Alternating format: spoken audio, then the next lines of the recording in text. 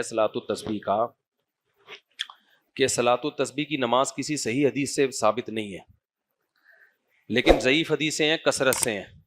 تو اب کثرت کی وجہ سے بہت سے علماء کہتے ہیں کہ بھئی کثرت تعدد طرق، تو اس کی وجہ سے ضعیف حدیث بھی حسن درجے تک پہنچ جاتی ہے.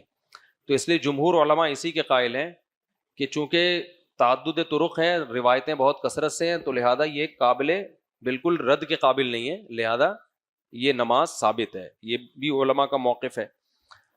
لیکن ہمیں ایک اس پر یہ اشکال ہوتا ہے کہ یہ اصول فی نفسی ہی تو درست ہے، لیکن ہمارا جو خاص طور پہ احناف کا، حنفیہ کا جو اصول ہے نا، جو ہم اصول فقہ کی کتابوں میں پڑھتے ہیں، ہم تو فقہ حنفی کو فالو کرتے ہیں نا، تو امام حنیفہ کا اصول اس بارے میں بہت سخت ہے. وہ یہ کہ صحیح بخاری کی حدیث بھی اگر متواتر کے خلاف ہوگی نا، متواتر حدیث کے یا قرآن کے، تو اس میں بھی وہ تعویل کرتے ہیں. تعویل کے قابل نہ ہو تو رد کر دیتے ہیں، کیونکہ سب سے ترجیح آپ نے قرآن کو دینی ہے اور خبر متواتر کو دینی ہے. خبر واحد اس کا مقابلہ نہیں کر سکتی. تو ہم جو تواتر سے، جو نبی صلی اللہ علیہ وسلم سے نماز کا طریقہ ثابت ہے، جو تواتر کے ساتھ، صلاۃ التسبیح اس طریقے کے بالکل خلاف ہے. نبی سے جو تہجد ثابت، وتر کی نماز، فرائض، واجبات، سنت، پوری زندگی جو ثابت ہے، وہ کیا ہے کہ تلاوت کے بعد فوراً رکوع کیا ہے آپ نے. اور یہ اتنا تواتر سے ثابت ہے کہ اگر تلاوت کے بعد آپ فوراً رکوع نہیں کرتے تو آپ پر سجدہ سہو واجب ہو جائے گا، یعنی ایک نماز میں آپ نے عیب پیدا ہو گیا.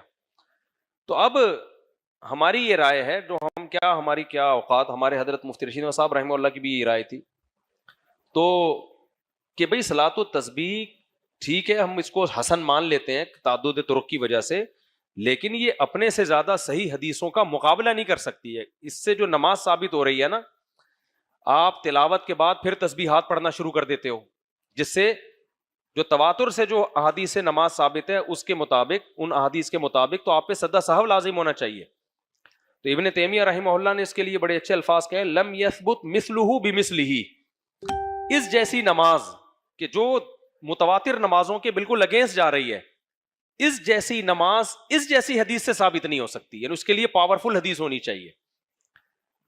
فی نفسی ہی یہ اصول درست ہے کہ ضعیف حدیثیں جب کثرت سے ہوتی ہیں نا تو قابل قبول ہوتی ہیں، لیکن احناف کا تو اصول یہ ہے کہ صحیح حدیث بھی متواتر کے خلاف ہوگی تو اس کو رد کر دیا جائے گا، تو حسن کو کیوں رد نہیں کیا جائے گا. تو اس لیے میرا، مجھ جیسے نالائق کا موقف تو اس بارے میں یہی ہے کہ یہ جو ہے، میں نہیں پڑھتا صلاۃ التسبیح. علامہ ابن تیمیہ کا بھی یہی موقف تھا، ہمارے شیخ حضرت مفتی رشید احمد صاحب کا بھی یہی موقف تھا.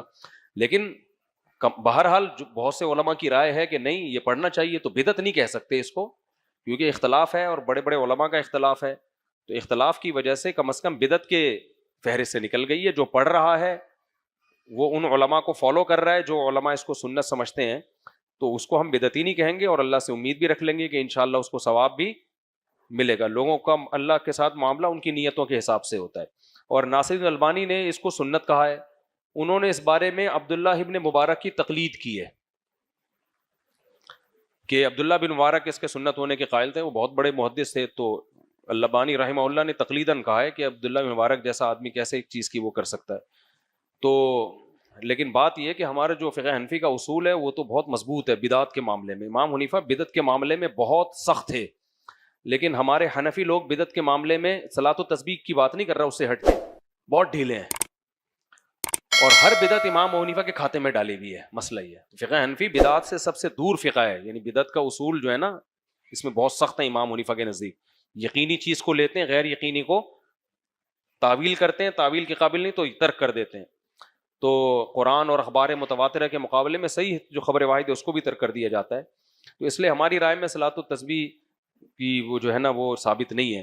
لیکن میں نے بتایا کہ اختلافی مسئلہ ہے، پھوٹ نہ ڈال دیں امت میں جا کے، ایک چھری نہ چھوڑ دیں. بدعت نہیں کہا جا سکتا اس کو، کیونکہ بڑے بڑے علماء اس کے بہرحال قائل ہیں اور ان کے پاس بھی دلیل ہے، ہوائی بات نہیں ہے، بہت ساری روایتیں ہیں. تو اس لیے اگر کوئی اس بیس پہ صلاۃ التسبیح پڑھتا ہے تو ان علماء کی رائے کو فالو کرتا ہے، تو اللہ سے امید ہے اس کو انشاءاللہ پورا ثواب ملے گا. کہ تسبیح کی گنتی آپ پڑھ سکتے ہیں، تسبیح والی گنتی ہاتھ میں نہ لیں، کیونکہ نماز میں کوئی بھی ایسا کام کرنا جو نماز کے منافی ہو وہ ٹھیک نہیں ہے. کوئی بھی چیز نماز میں پکڑ کے آپ اس کو استعمال کر رہے ہیں تو یہ تو خارج صلاۃ میں یہ کام ہے نا، یہ نماز کے اندر کا کام نہیں ہے. تو اس لیے انگلیوں سے ایسے گنے، جیسے ہوتا ہے نا جب بھی گننا ہونا تو انگلیوں پہ دباؤ دیتے رہیں، اسی سے پتہ چلتا رہے گا کہ کتنی ہو گئی. جو لوگ صلاۃ و تسبیح پڑھتے ہیں وہ اسی طرح سے پڑھتے ہیں کہ وہ انگلیوں پہ تصور میں نہ گن رہے ہوتے ہیں، اس طرح سے گن سکتے ہیں.